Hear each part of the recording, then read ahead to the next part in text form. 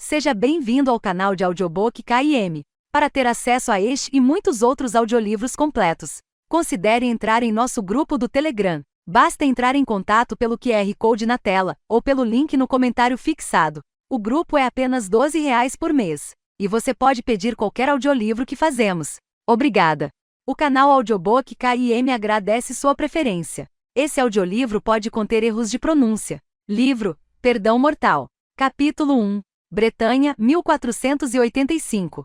Eu tinha uma grande mancha vermelha que ia do ombro esquerdo até o quadril direito, uma trilha deixada pelo veneno que minha mãe usou para tentar me expelir de seu útero. Segundo a curandeira, não foi milagre eu ter sobrevivido, mas um sinal de que tinha sido gerada pelo próprio Deus da morte. Disseram-me que meu pai teve um acesso de fúria e chegou a agredir minha mãe enquanto ela ainda estava fraca e sangrando no leito em que nasci.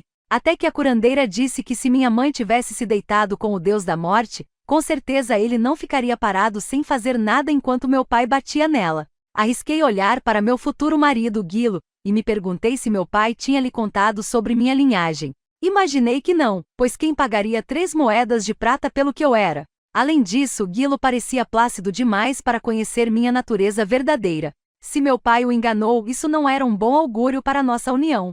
O fato de nos casarmos na cabana de Guilo e não em uma igreja me deixava ainda mais desconfortável. Senti sobre mim o peso do olhar de meu pai e virei-me para ele. O triunfo em seus olhos me assustou, pois se ele havia triunfado, então eu sem dúvida tinha perdido, de algum modo que ainda não entendia. Mesmo assim sorri, tentando convencê-lo de que estava feliz, pois nada o aborrecia tanto quanto minha felicidade. Mas se eu conseguia mentir para meu pai com facilidade, era mais difícil mentir para mim mesma. Tinha medo, muito medo daquele homem a quem passaria a pertencer. Olhei para suas mãos grandes e largas. Assim como meu pai, ele tinha terra seca sob as unhas e sujeira nas dobras da pele.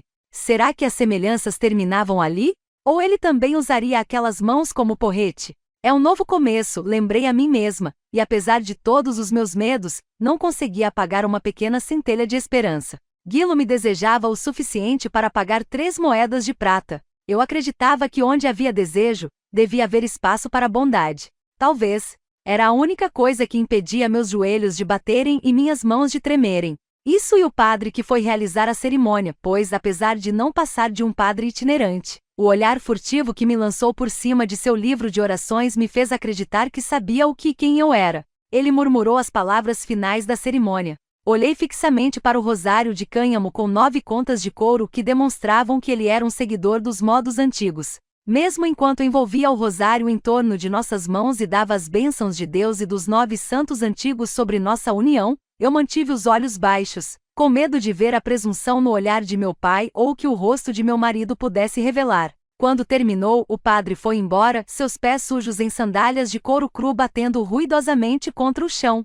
Ele não ficou nem tempo suficiente para beber uma caneca à nossa união, nem meu pai. E antes que a poeira levantada pela partida de sua carroça tivesse assentado, meu novo marido me deu um tapa no traseiro e grunhiu na direção do quarto no andar de cima. Apertei os punhos para ocultar um tremor e me dirigi à escada, que não aparentava firmeza. Enquanto Guilo se fortificava com uma última caneca de cerveja, subi para o quarto e para a cama que agora dividiria com ele. Sentia muita falta de minha mãe.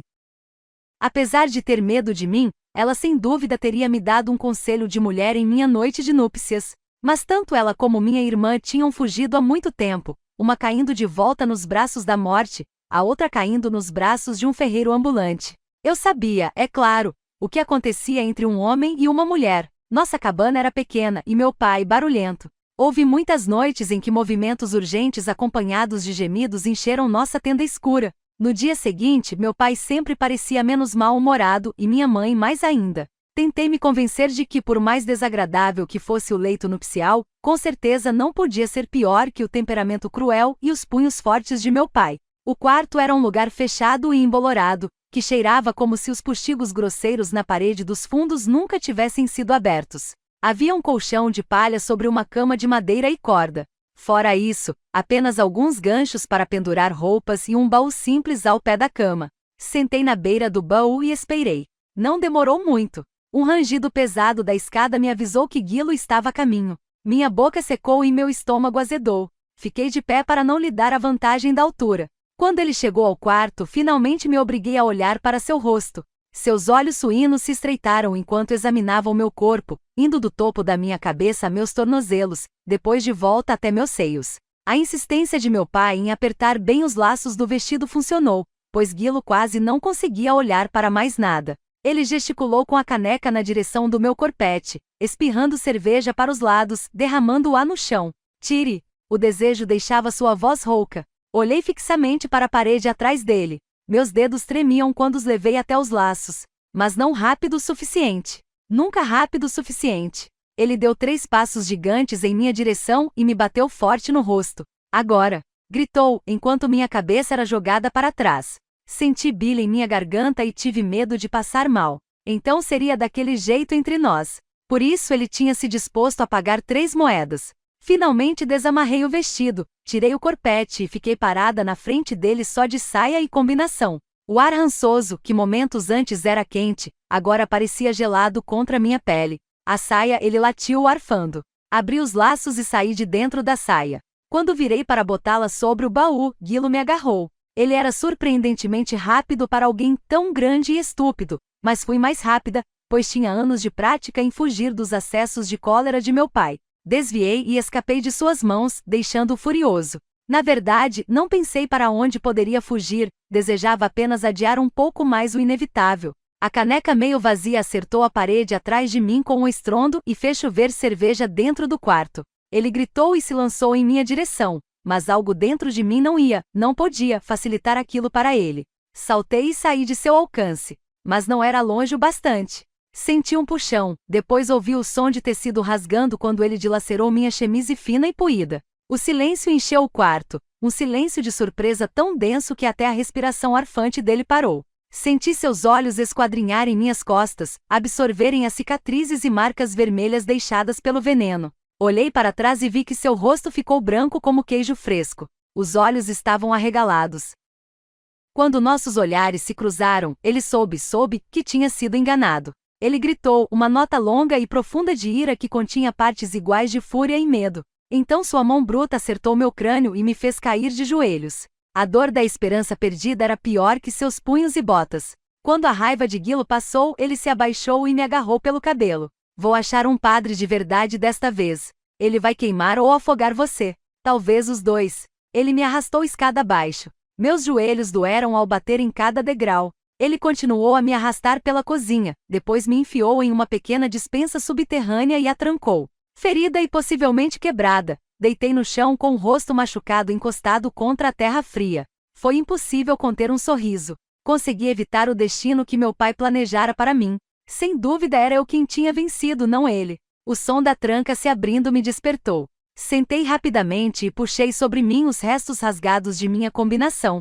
Quando a porta abriu, me surpreendi ao ver o padre itinerante, o mesmo homem inexpressivo que abençoara nosso casamento havia apenas algumas horas. Gilo não estava com ele, e qualquer momento que não contivesse meu pai nem Gilo era um momento feliz. O padre olhou para trás, depois gesticulou para que eu o seguisse. Fiquei de pé e a despensa girou. Eu me apoiei na parede e esperei que a sensação passasse. O padre gesticulou outra vez com mais urgência. Não temos muito tempo antes que ele volte. Suas palavras acalmaram minha mente como nada mais conseguiria. Se ele estava agindo sem o conhecimento de Gilo, então com toda certeza estava me ajudando. Estou indo. Eu me afastei da parede, passei cuidadosamente por cima de uma saca de cebolas e segui o padre pela cozinha. Estava escuro. A única luz vinha das brasas acumuladas na lareira. Eu devia ter me perguntado como o padre tinha me achado, porque ele estava me ajudando, mas não me importei. Só conseguia pensar que ele não era Gilo nem meu pai. O resto não interessava. Ele me conduziu até a porta dos fundos e em um dia cheio de surpresas, tive outra ao reconhecer a velha curandeira de nosso vilarejo parada ali perto. Se não precisasse me concentrar tanto em botar um pé na frente do outro, teria perguntado a ela o que estava fazendo ali, mas tudo o que consegui foi me manter ereta e evitar cair de cara na terra. Quando saí para a noite, soltei um suspiro de alívio. Estava bem escuro, e a escuridão sempre foi minha amiga. Uma carroça aguardava nas proximidades. Tocando-me o mínimo possível, o padre itinerante me ajudou a subir na traseira antes de dar a volta até o assento do cocheiro e se acomodar. Ele virou-se para trás e olhou para mim, depois desviou o rosto, como se tivesse sido queimado. Tem um cobertor aí atrás, ele murmurou enquanto conduzia o pangaré na direção da rua calçada com pedras. Cubra-se. A madeira sólida da carroça fazia uma pressão dolorosa contra meus ossos machucados, e o cobertor fino coçava e fedia asno. Mesmo assim, desejei que eles tivessem outro para que pudesse deitar em cima. Aonde estão me levando? Para o barco. Um barco significava água, e atravessar água significava estar longe do alcance de meu pai, de Guilo e da igreja. Aonde esse barco vai me levar? Perguntei, mas o padre não disse nada. Fui tomada pela exaustão. Não tinha forças para arrancar respostas dele. Como se fossem raras bagas silvestres de um arbusto espinhento. Deitei na carroça e me entreguei ao ritmo sacolejante do cavalo. Assim começou minha viagem através da Bretanha. Fui contrabandeada como carga proibida, escondida em meio a nabos e feno na traseira de carroças, despertada por vozes furtivas e mãos desajeitadas enquanto era passada de padre itinerante para curandeira, em uma corrente oculta de pessoas que viviam de acordo com os santos antigos e estavam determinadas a me manter longe da igreja. Os padres itinerantes, com seus movimentos estranhos e túnicas emboloradas e rançosas, eram bem simpáticos, mas seus dedos não eram treinados em delicadezas nem em compaixão. Eu gostava mais das curandeiras. Suas mãos ásperas e rachadas eram tão gentis quanto lã de cordeiro, e o cheiro pungente de centenas de ervas diferentes se agarrava a elas como uma sombra perfumada. De vez em quando, elas me davam uma tintura de papoula para meus ferimentos, enquanto os padres me davam simplesmente sua simpatia, alguns até de má vontade. Quando acordei na que calculava ser a quinta noite de minha jornada, senti o cheiro salgado do mar e me lembrei da promessa do barco. Sentei-me com dificuldade, satisfeita ao ver que meus ferimentos doíam menos e minhas costelas não queimavam. Estávamos passando por uma pequena aldeia de pescadores. Apertei o cobertor ao meu redor para me proteger do frio e me perguntei o que aconteceria em seguida. No limite do vilarejo havia uma igreja de pedra. O padre itinerante conduziu a carroça em sua direção, e fiquei aliviada ao ver na porta a âncora sagrada de Saint-Mer, uma das santas antigas. O padre puxou as rédeas e o cavalo parou. Saia! Não soube se era cansaço ou desprezo o que ouvi em sua voz, mas, de qualquer modo, minha jornada estava quase no fim, por isso ignorei e saí da carroça, sem esquecer o cobertor, agarrado firme ao meu redor para não ofender seu recato. Depois de prender o cavalo, ele me conduziu na direção da praia, onde um barco solitário aguardava. O vasto oceano negro como tinta se estendia tão distante quanto podiam ver meus olhos, fazendo o barco parecer muito pequeno. Havia um velho marinheiro sentado na proa com as costas curvadas. De seu pescoço pendia uma concha esbranquiçada como osso, identificando-o como um fiel de Saint-Mer. Eu me perguntei o que ele achava de ser despertado no meio da noite para levar dois estranhos para o meio do mar escuro. Os olhos azul claros do marinheiro me examinaram. Ele balançou a cabeça. Subam. Não temos a noite inteira. Ele me estendeu um remo, que agarrei para me equilibrar quando entrei no barco. O barquinho embicou e balançou por um instante, e fiquei com medo de que fosse me jogar na água gelada. Já aprumado, o padre embarcou, fazendo o casco afundar ainda mais. O velho marinheiro soltou um resmungo, depois encaixou o remo em sua posição e começou a remar. Chegamos à pequena ilha quando o amanhecer começava a tingir de rosa o horizonte a leste. Ela parecia estéril sob aquelas primeiras luzes mortiças. Ao nos aproximarmos, vi um menir erguido ao lado de uma igreja, e percebi que tínhamos chegado a um antigo lugar de culto. O cascalho fez barulho sob o barco quando o velho marinheiro o embicou na praia. Ele apontou com a cabeça a fortaleza de pedra. Saiam! A abadesa de Saint-Mortain está esperando vocês. Saint-Mortain? O santo padroeiro da morte. Fui tomada por um tremor de desconforto. Olhei para o padre que desviou o rosto. Como se olhar para mim fosse uma tentação mortal grande demais. Agarrada ao cobertor, saí desajeitadamente do barco e pisei nas águas rasas. Dividida entre gratidão e desconfiança, fiz uma leve reverência, com cuidado para deixar o cobertor deslizar do ombro por um breve segundo. Foi o suficiente. Satisfeita com a expressão de susto do padre e com o estalar de língua do velho marinheiro, virei-me e chapinhei pela água fria na direção da praia. Na verdade, nunca tinha mostrado sequer um tornozelo antes, mas estava irritada por ser tratada como uma sedutora quando só me sentia ferida e alquebrada. Quando cheguei à faixa de grama que crescia entre as rochas, olhei para trás na direção do barco, mas ele já estava no mar. Virei e tomei o caminho do convento, ansiosa para ver o que aqueles que veneravam a morte queriam de mim. Capítulo 2. 2 antigos menires marcavam a entrada do convento. As galinhas no pátio estavam começando a se agitar, e naquele instante ciscavam a terra em busca de seu café da manhã. À minha aproximação, cacarrejaram e bateram as asas para longe. Parei na porta. Queria encontrar um canto e dormir até clarear a cabeça, mas o marinheiro disse que a abadesa estava me esperando, e apesar de não saber muito sobre abadesas, desconfiei que elas não gostavam de esperar. Meu coração acelerou enlouquecido quando ergui a mão e bati. A porta pesada se abriu imediatamente e revelou uma mulher baixa e inexpressiva coberta de negro dos pés à cabeça. Sem dizer uma palavra, ela gesticulou para que eu entrasse. Eu a segui através de um salão com poucos móveis, depois por um corredor igualmente austero que levava ao coração do convento. Minha guia bateu uma vez em uma porta fechada. Entre, ordenou uma voz. Minha guia abriu a porta e me conduziu para dentro. A mobília era simples, mas sólida, e as primeiras luzes da manhã entravam pela janela que dava para o leste. Meus olhos foram imediatamente atraídos para a mulher sentada à mesa grande no centro do aposento. Ela usava um hábito e uma touca pretos, e seu rosto pálido era de uma beleza impressionante. Sem levantar os olhos, ela me apontou uma das cadeiras. Meus passos ecoaram suavemente em todo aquele espaço quando me aproximei de sua mesa. Apertei o cobertor ao meu redor, depois sentei. A abadesa ergueu a cabeça do trabalho, e me vi encarando um par de olhos tão frios e azuis quanto o mar. Ismael Riene. Levei um susto, surpresa por ela saber meu nome. Sabe por que está aqui, filha? Não sabia que resposta ela procurava, mas fui tomada por um desejo súbito de obter sua aprovação. Por que desagradei meu novo marido? Desagradou? A abadesa deu um leve riso de escárnio, o que me fez gostar ainda mais dela.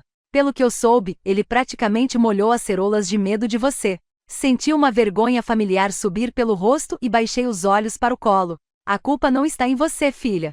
Ela disse isso com tamanha gentileza que tive vontade de chorar. Jamais derramaram uma lágrima, nem durante todas as surras de meu pai nem com a brutalidade de Guilo, mas algumas palavras daquela mulher quase me fizeram chorar como um bebê. Então conte-me, disse ela puxando para perto pena e tinteiro. Você conhece as circunstâncias de seu nascimento? Arrisquei olhar para seu rosto, mas ela estava concentrada no que escrevia em um pergaminho. Só sei que minha mãe não queria minha gravidez. Ela foi a uma curandeira em busca de veneno, na esperança de me expulsar do seu útero. E mesmo assim você sobreviveu. Ela ergueu os olhos. As palavras foram ditas em voz baixa, mas tiveram o poder de um grito na imobilidade do aposento. Encontrei o olhar firme da abadesa. E mesmo assim, eu sobrevivi. Você tem alguma ideia do que isso significa? Quer dizer, além de ter que passar a vida nas sombras, me esquivando de pancadas e me mantendo fora de vista para não provocar um medo exagerado nos outros? Sim, além disso.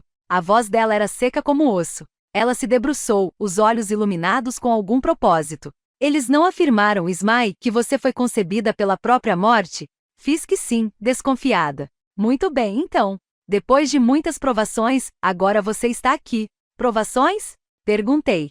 É isso que foi minha vida? Uma série de provações pelas quais eu tinha de passar? Você vem até nós bem temperada, minha filha, e não é de minha natureza sentir piedade por isso. A lâmina bem temperada é a mais forte. E quem exatamente somos nós? Meu corpo inteiro ficou imóvel, à espera de sua resposta. Você encontrou refúgio no convento de Saint-Mortain. Mortain, na verdade, é mais velho que qualquer santo, mais velho até que Cristo. Um dos deuses antigos que hoje chamamos de santos, murmurei. Isso, um dos deuses antigos. Um do qual a igreja não conseguiu se livrar. Por isso nós o chamamos de santo.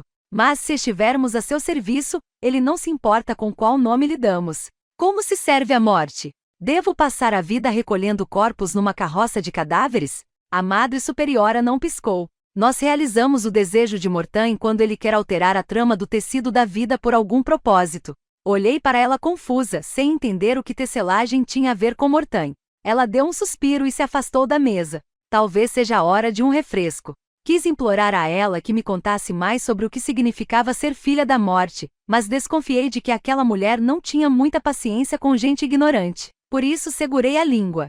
Ela pegou uma jarra de vinho e 2 taças de cristal de um armário atrás da mesa. Serviu o vinho nas taças e me entregou uma. O cristal lapidado era mais delicado que qualquer coisa que eu já vira antes, e o segurei com cuidado, temendo que se estilhaçasse em minhas mãos.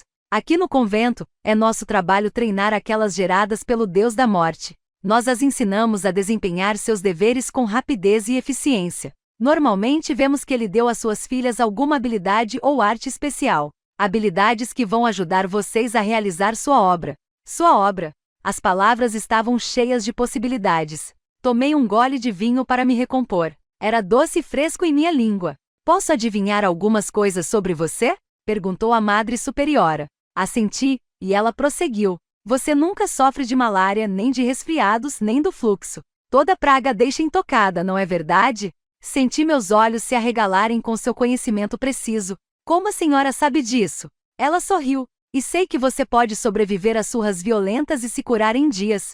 Você também tem sonhos prevendo a morte? Não. Sacudi a cabeça, lamentando decepcioná-la. Mas às vezes posso dizer quando as pessoas vão morrer. Ela inclinou a cabeça para o lado. Continue. Olhei para baixo e examinei o vinho na taça. Às vezes posso vê-las desaparecendo, como uma chama se apagando. E certa vez vi uma marca.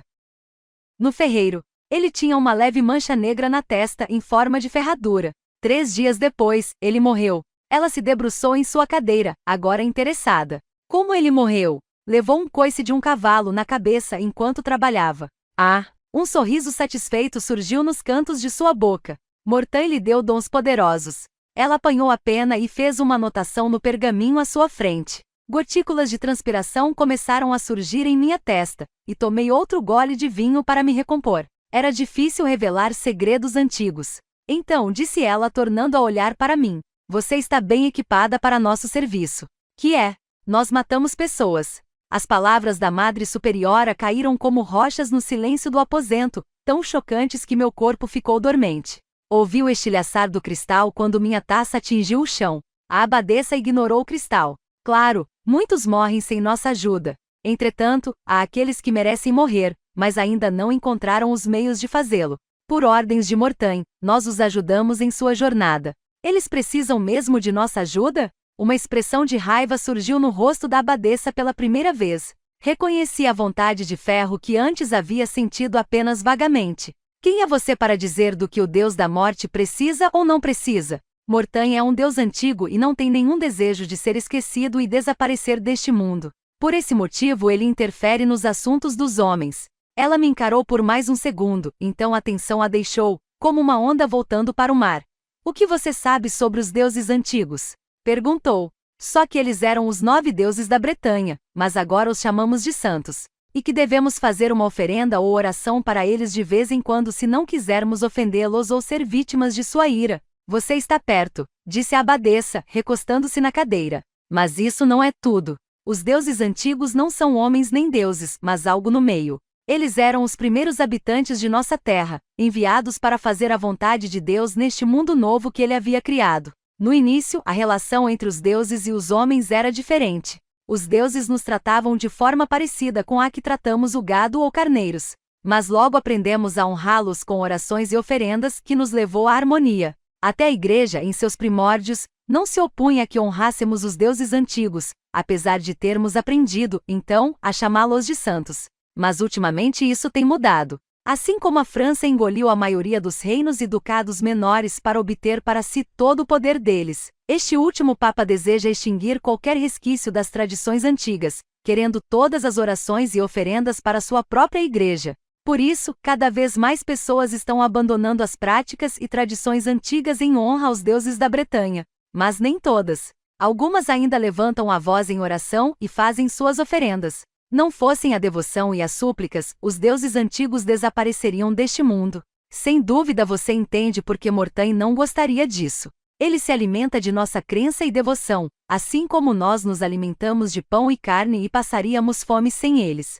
Por isso, é nosso trabalho acreditar e servir. Se decidir ficar aqui e fazer os votos, você vai jurar servir a Mortain de qualquer maneira que ele pedir, em todas as coisas, de todos os modos. Nós realizamos o seu desejo. Você entende? Isso não é assassinato? Não. Você não pode esperar que uma rainha lave as próprias roupas ou amarre o próprio vestido. Ela tem suas damas de companhia para isso. E é a mesma coisa conosco. Nós servimos como damas de companhia de Mortain. Quando guiadas por sua vontade, matar é um sacramento. Então ela se debruçou, como se estivesse ansiosa para me tentar com o que Mortain oferecia. Se decidir ficar, você será treinada em suas artes. Vai aprender mais maneiras de matar um homem do que imaginou ser possível. Vamos treiná-la a ser furtiva e astuta e desenvolver todo tipo de habilidade que assegure que nenhum homem jamais volte a ser uma ameaça para você. Pensei em meu pai e em Guilo. Pensei em todos na aldeia que se esforçavam tanto para tornar minha vida infeliz. Os meninos que me atiravam pedras. Os velhos que cuspiam e me encaravam com terror nos olhos, como se esperassem que eu roubasse a alma de seus corpos velhos e enrugados. Os homens mais novos que apalpavam minhas saias em cantos escuros, supondo corretamente que meu pai não se importava com minha segurança ou reputação. Não seria nenhum sofrimento matar pessoas como eles. Senti-me como um gato que tinha sido jogado de uma grande altura só para cair de pé. Como se captasse meus pensamentos, a abadesa tornou a falar. Sabe, não serão todos como eles. Ergui os olhos, surpresa, e ela continuou. Os que Mortain vai lhe mandar matar. Eles não serão todos como o criador de porcos. Meus ouvidos estavam surdos a seus alertas. Tinha certeza de que todos os homens eram assim, e eu mataria todos, satisfeita. Mas ela insistiu, para se assegurar de que eu tinha entendido totalmente. Ele vai exigir sacrifícios, mas não é seu papel questionar. Apenas servir com amor e obediência. Uma leve emoção passou rapidamente por seu rosto, a lembrança de alguma dor sobre a qual eu podia apenas especular. Essa é a natureza de nosso serviço, disse ela.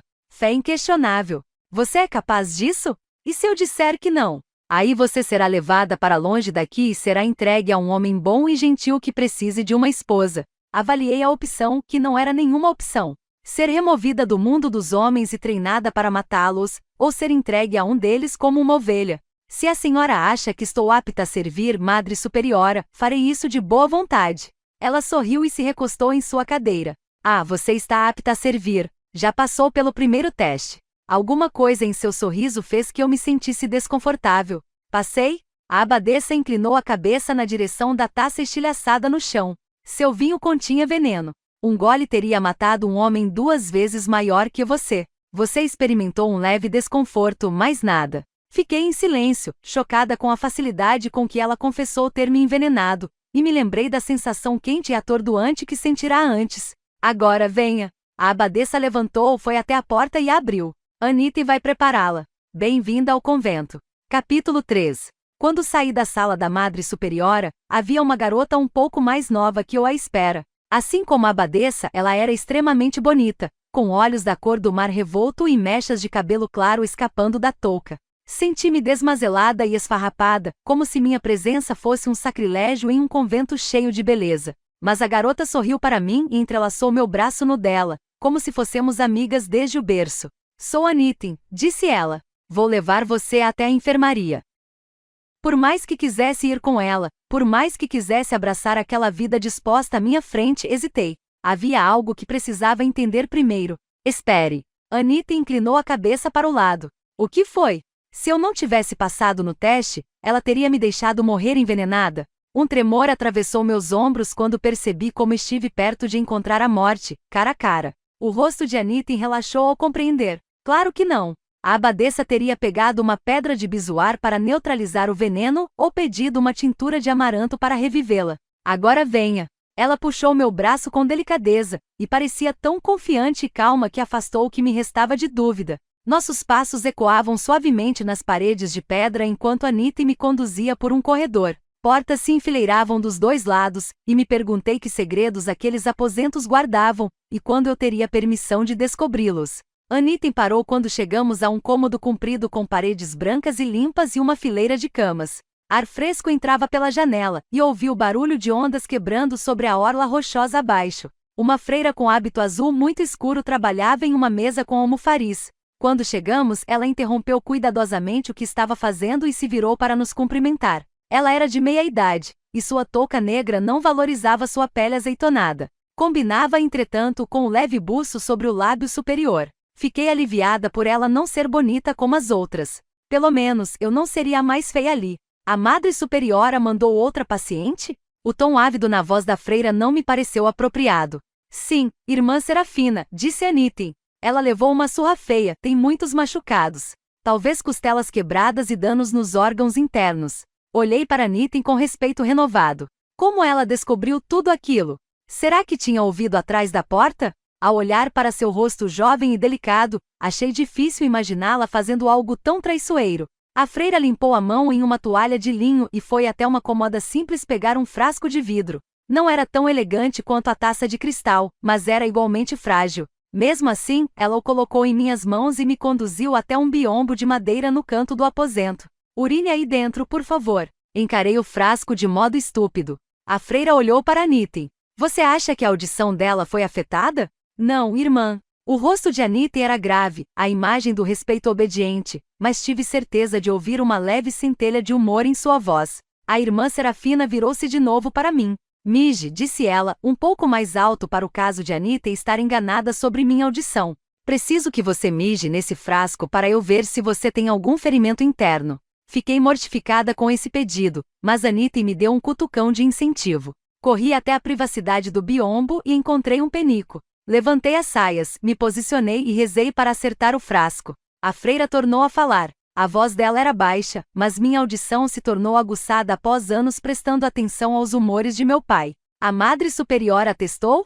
Testou, disse Anitta. Com o vinho. Louvado seja Mortã. Ela pareceu realmente agradecida, e não consegui imaginar por quê. Quando saí de trás do biombo, havia uma expressão de júbilo em seu rosto sem graça. Ao pegar o frasco, seus olhos brilharam de admiração. Como se tivesse acabado de descobrir que eu não era um cavalo de arado, mas uma égua de sangue nobre. Anitta vai instalar você em uma das camas enquanto prepara uma infusão de ervas para acelerar sua cura. Ela ainda estava sorrindo quando se virou para sua mesa de trabalho. Por aqui. Senti a mão delicada de Anitta em meu ombro enquanto ela me conduzia para uma das camas.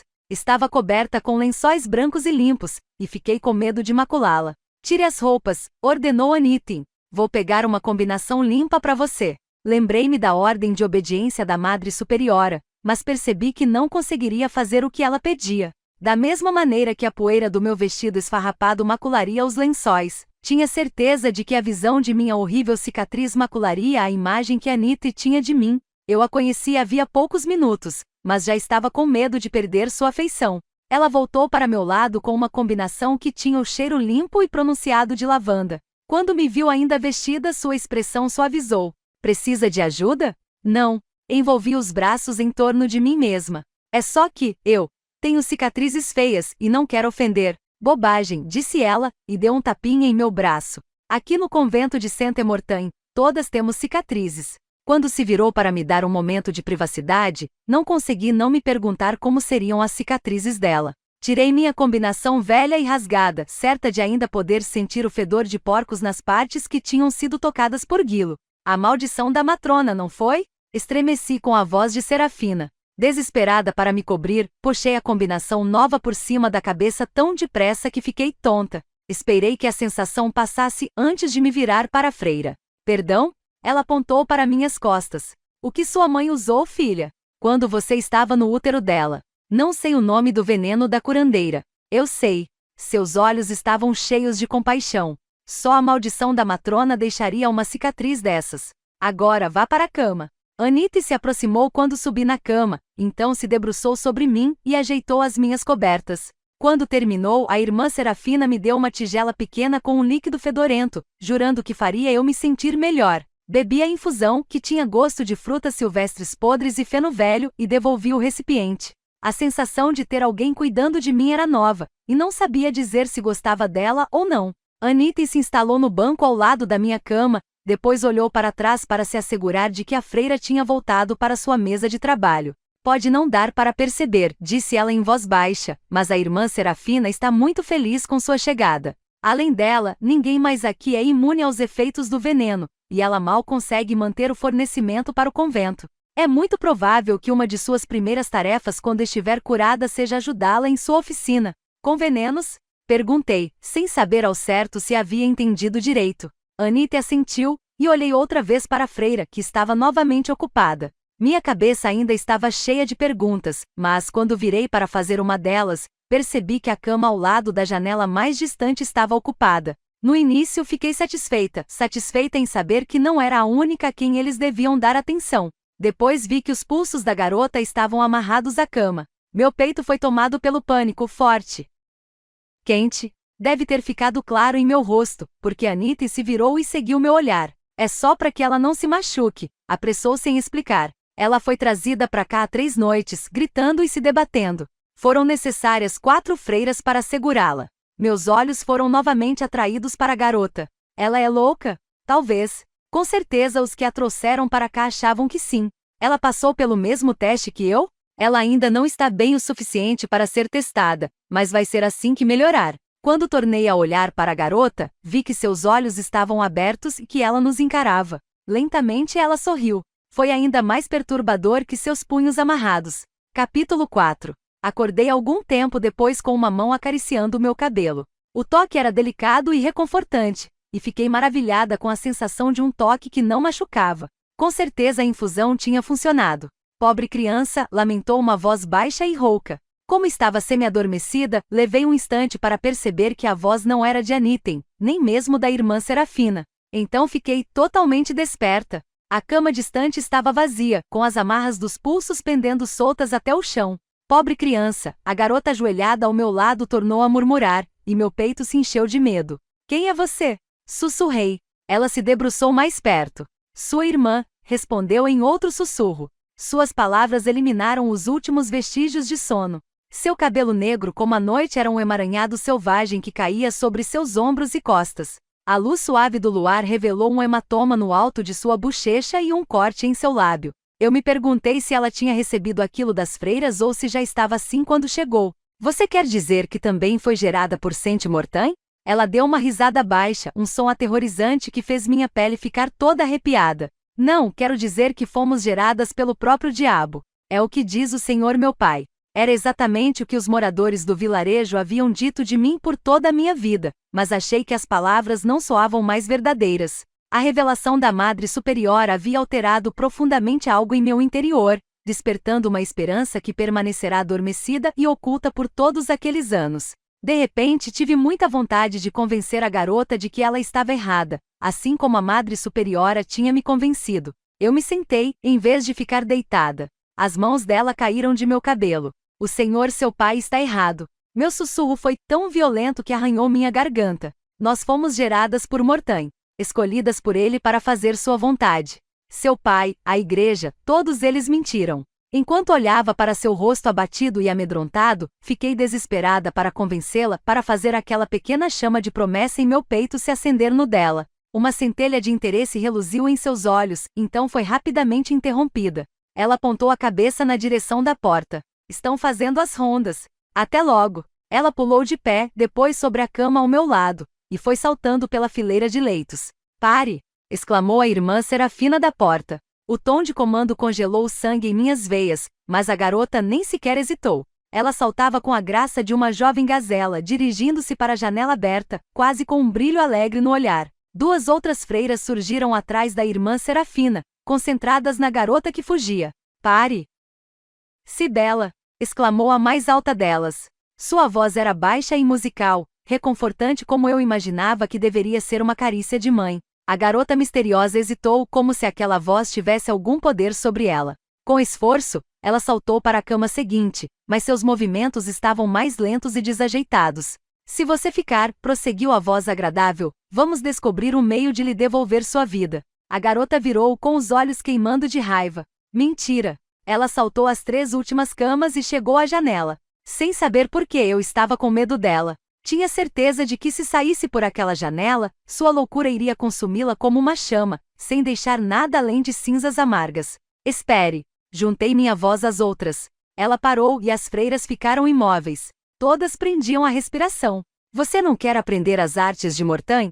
Perguntei. Não quer matar aqueles que fizeram isso com você? Não sei por que tinha tanta certeza de que alguém havia provocado aquela insanidade nela, mas tinha. Ela ficou tanto tempo em silêncio que temi que não fosse responder, mas então disse. Do que você está falando?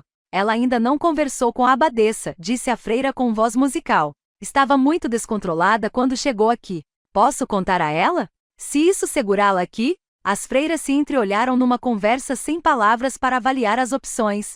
Finalmente, uma delas assentiu. Eu me virei para a garota. Você está tão ansiosa assim para voltar de onde você veio? Para o senhor seu pai? Na escuridão do dormitório, as sombras em seu rosto pareceram se aprofundar. Não, murmurou. Mas não vou ser mantida prisioneira por um bando cacarrejante de mulheres intrometidas que ficam me apalpando e examinando. Olhei desconfortavelmente para as freiras, mas elas permaneceram impassíveis diante da avaliação. Elas têm boas intenções, garantia Cibela. O riso baixo que ela deu foi tão cheio de desprezo que quase azedou o ar entre nós. Boas intenções são apenas mentiras que os fracos contam para si mesmos. Eu não vou ficar enjaulada. Mas para onde mais ela iria? Elas prometeram me ensinar sobre venenos, eu disse, torcendo para não criar problemas para Anita e por revelar isso. E outros modos de matar um homem. Eu compartilhei o que a abadesa me contará, suas palavras ainda nítidas em minha mente. Elas vão nos treinar para sermos discretas e astutas, e nos dar tamanhas habilidades que nenhum homem jamais será uma ameaça outra vez. Cibela virou para mim com um brilho de interesse nos olhos, mas aquilo era tudo o que eu sabia da nova vida que me foi prometida. Olhei desesperada para as freiras. Anita entrou com facilidade na minha deixa. Elas vão te ensinar sobre todo tipo de arma, disse ela dando alguns passos à frente. Vão te ensinar como usar uma faca e um punhal, como atirar uma flecha e sacar uma espada. Isso é mentira, disse Cibela. Ninguém ensinaria habilidades tão mortais a uma mulher. Viu quanto ela queria acreditar. Não é mentira, jurou Anita. Estava funcionando. Com os olhos em Anita, Cibela desceu da cama. Me conte mais, exigiu. Vão te ensinar a acariciar a garganta de um homem com um garrote de modo que quando ele esperar seus lábios macios, vai sentir a mordida mortífera do fio de metal. Em seguida, a irmã Serafina falou. Vamos ensinar você a fazer venenos. Sua voz era delicada como ondas calmantes. Venenos que apertam as entranhas de um homem e espremem sua vida até que ela escorra em um balde de excrementos. Venenos que fazem parar o coração ou extraem os humores do corpo. Tinturas para congelar o sangue até que ele não possa mais se mover pelas veias. Vamos mostrar a você venenos sutis que levam dias para derrubar um homem, e outros que matam em segundos. E isso só para começar. Houve uma longa pausa. Prendemos a respiração, nos perguntando qual seria a decisão de Cibela. Quando ela falou, sua voz estava tão fraca que tive de me debruçar para ouvi-la.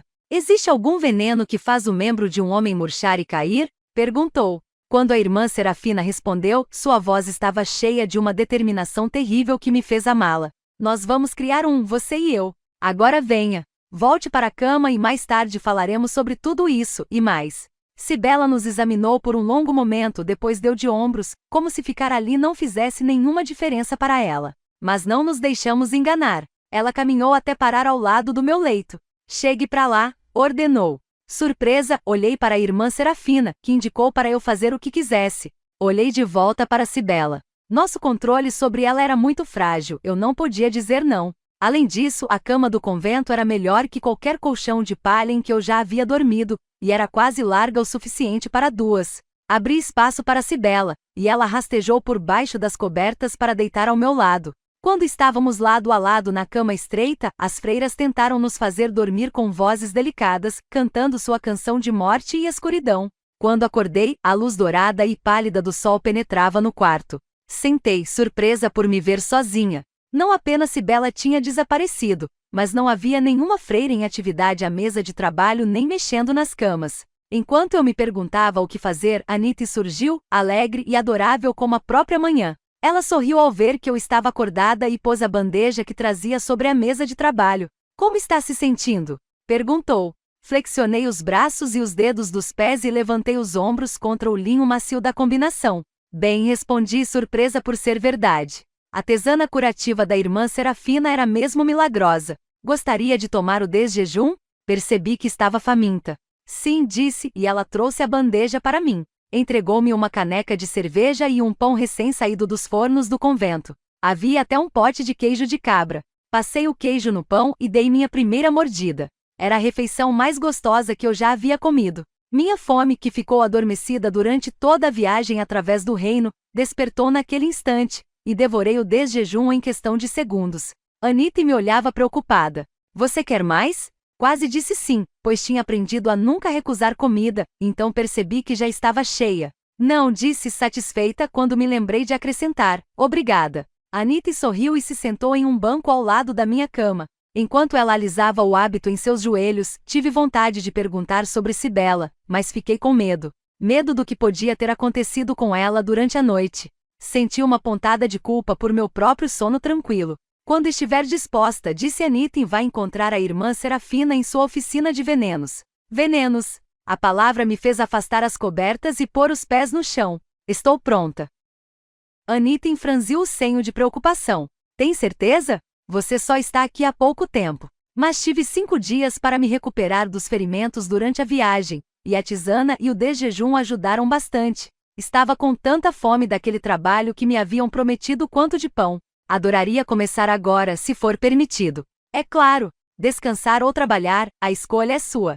Anitta foi buscar um hábito para mim na comoda. Era um hábito cinza como o dela, e enquanto eu o passava pela cabeça, senti que estava entrando naquela vida nova que me fora oferecida. Anitta me ajudou a pentear o cabelo, com dedos gentis mesmo em meio a todos os emaranhados.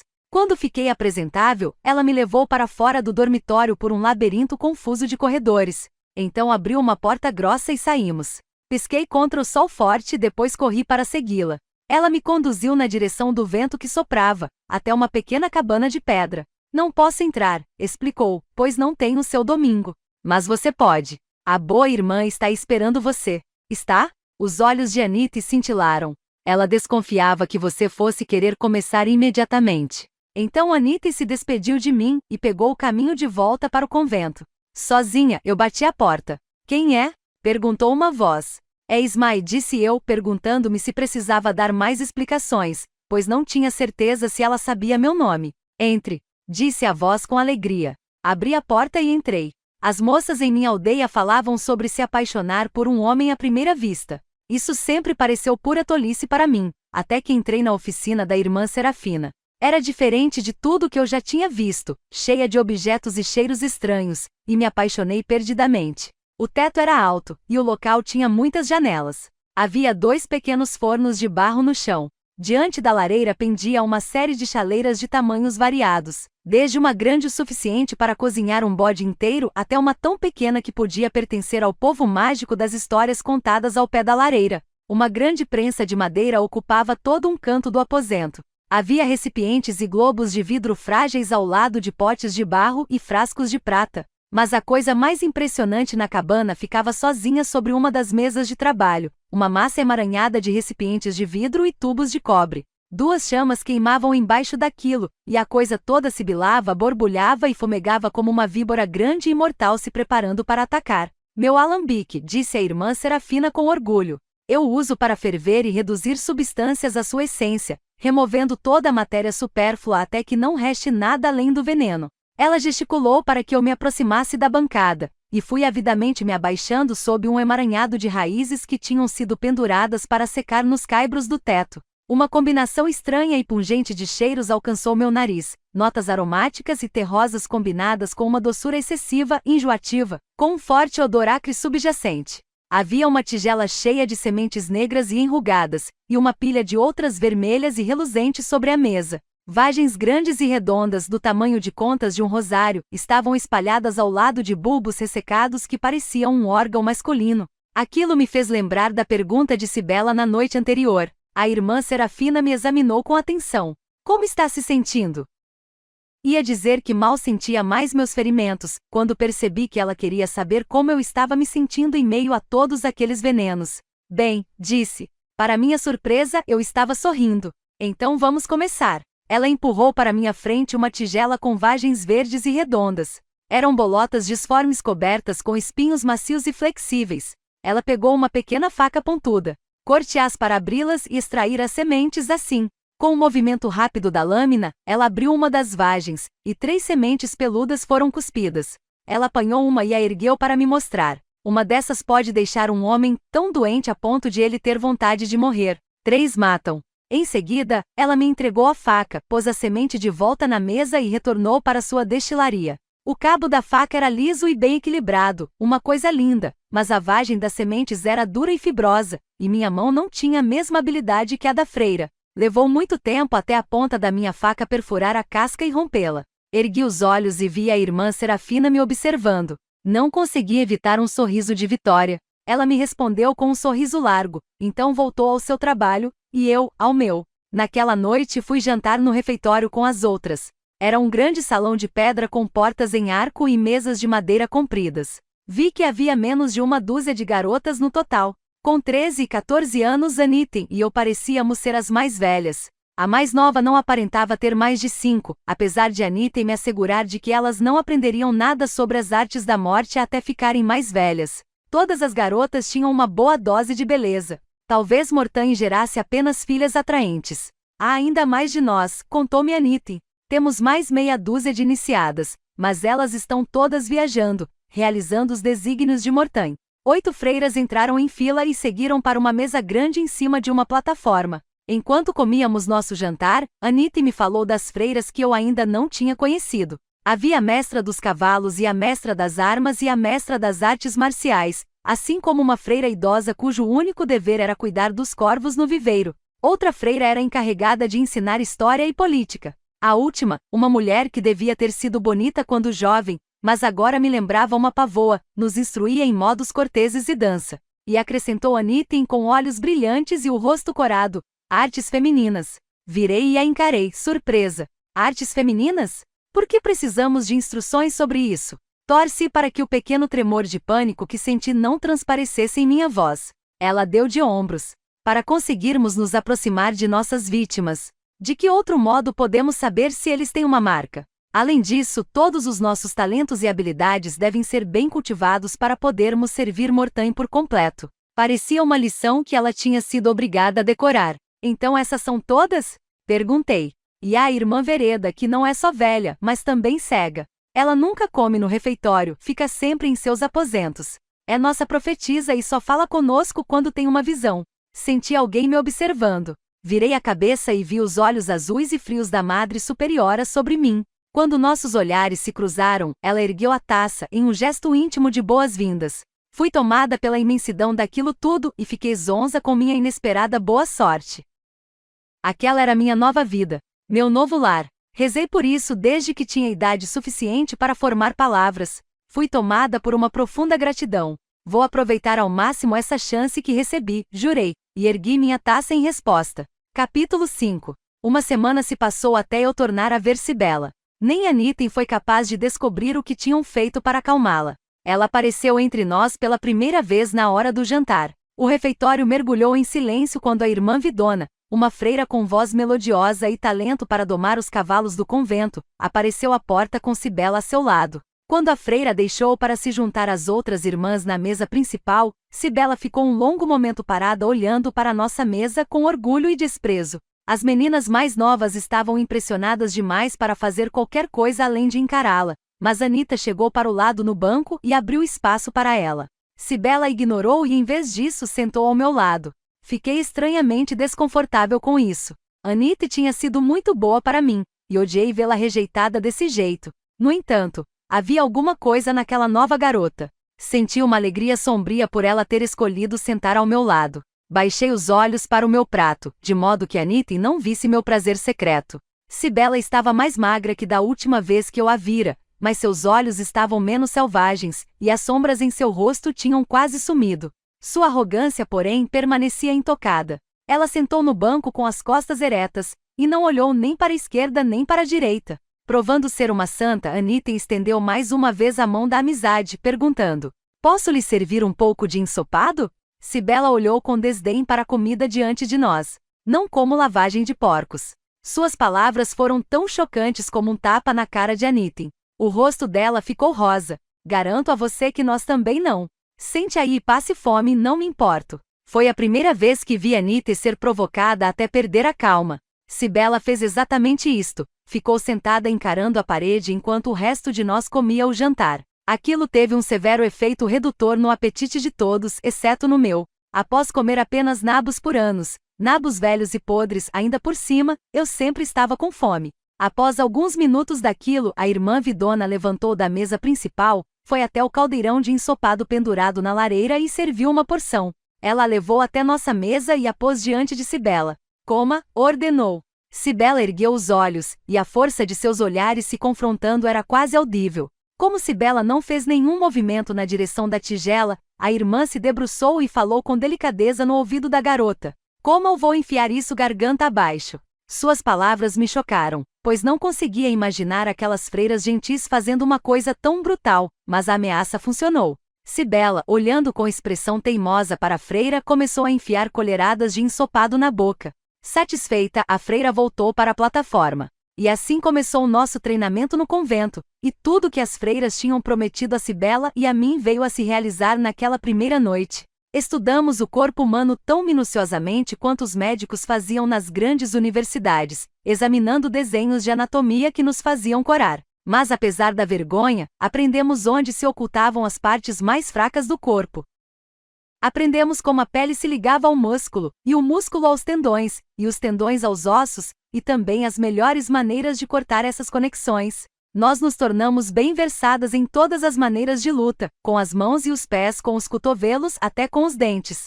Fomos treinadas em todas as armas imagináveis, facas, punhais e garrotes. Praticamos o arremesso de rondeles, pequenos discos com as bordas afiadas como navalhas, até acertarmos nossos alvos com precisão.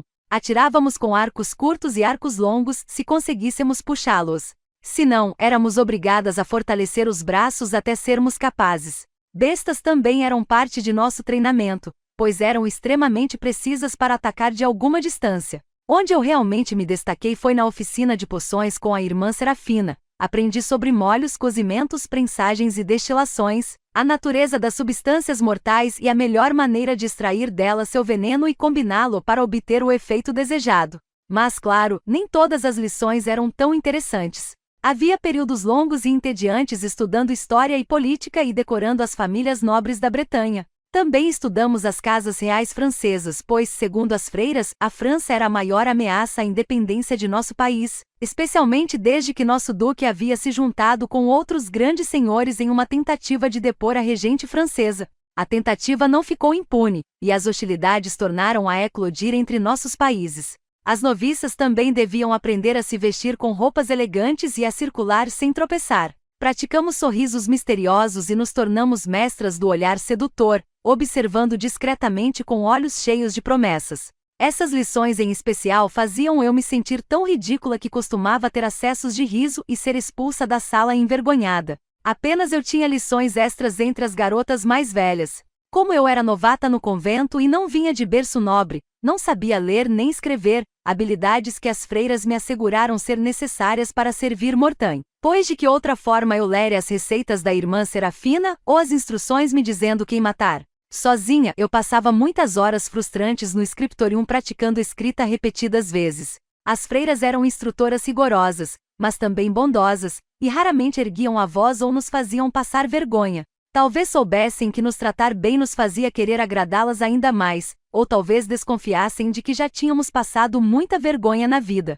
A irmã Serafina disse que me adaptei à minha nova vida como um peixe dentro da água.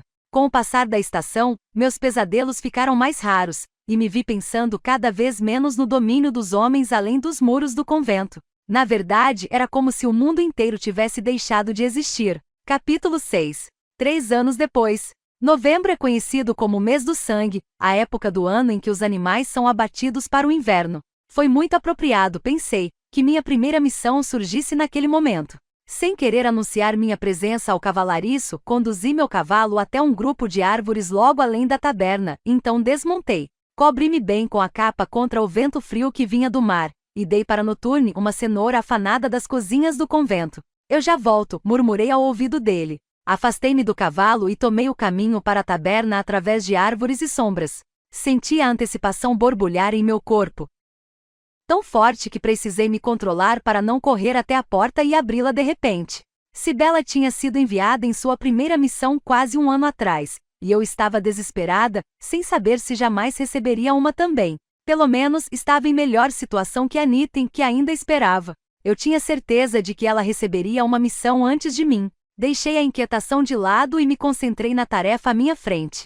Aquele era um verdadeiro teste de tudo o que eu havia aprendido no convento. Eu devia estar pronta para qualquer coisa e sabia que estava sendo avaliada. Quando cheguei à porta, parei e ouvi um murmúrio de vozes misturado ao bater de pratos e copos do outro lado. A taberna estava fazendo bons negócios naquela noite, com os homens chegando mais cedo dos campos e os pescadores voltando com o produto do dia. Bom, era mais fácil passar despercebida em uma multidão. Entrei discretamente. Como era tarde, Os homens já haviam bebido muitas canecas e estavam muito mais interessados no jogo de dados diante do fogo ou em chamar a atenção de alguma criada do que em mim. O ambiente era mal iluminado, o que servia bem a meus objetivos. Mantive-me perto das sombras junto das paredes como me haviam ensinado, e fui até a escada que levava ao segundo andar, onde eram alugados quartos para a noite. Primeira porta à direita, dissera a irmã Vereda. Estava tão concentrada em chegar à escada e em seguir as instruções que não viu o brutamontes que tinha se levantado de seu banco até esbarrar nele. Opa! Ele exclamou, segurando-me pelo braço para que eu não caísse. Encontrei um bocado saboroso pro jantar. Um capuz envolvia toda a sua cabeça, ocultando seu rosto nas sombras, e ele tinha um chapéu de palha pendurado nas costas, o que o identificava como um lavrador. Senti um tremeluzir de irritação no peito. Estava ansiosa para fim da amostra do audiolivro. Caso queira ouvir inteiro, entre em contato pelo QR Code na tela para ter acesso exclusivo ao nosso canal no Telegram. Obrigada por ouvir.